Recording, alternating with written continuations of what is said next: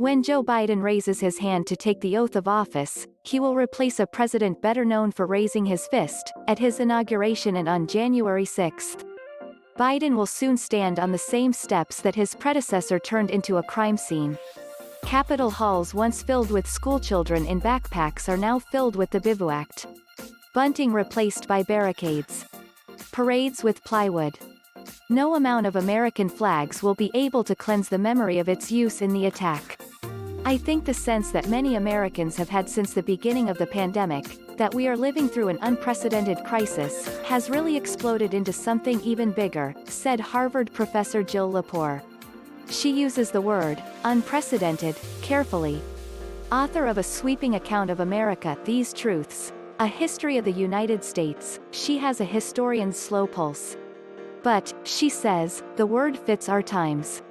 I think a comparison would be 9/11, which in many ways is a very different political moment and an entirely different instance of violence, Lepore told 60 Minutes correspondent John Dickerson. It's essentially an act of war. But I think at that time, Americans understood that something profoundly had changed. I think we will remember the 6th of January in that same way, that it is a day when everything changed, when the unthinkable became possible in the United States. It was, at least by one reading, the president inciting a mob to go after the legislature, said Jamelle Bouie, a columnist for the New York Times. Even with the president out of office very soon, it'll still be a crisis, not because he's there, but because we have learned something about the political system.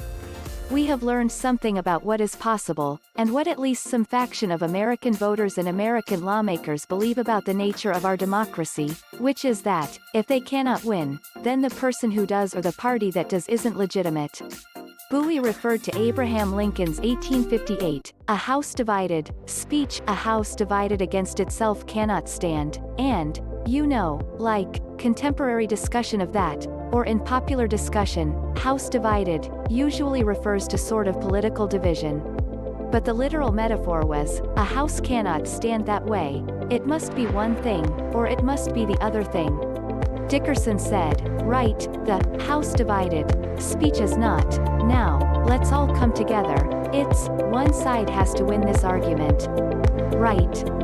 And there's no alternative over a long time horizon in which we can have a faction of Americans who look at the Capitol attack and see that as something to emulate or something to repeat, as something that's laudatory. Like, that cannot coexist with constitutional government as we understand it, Bouie said.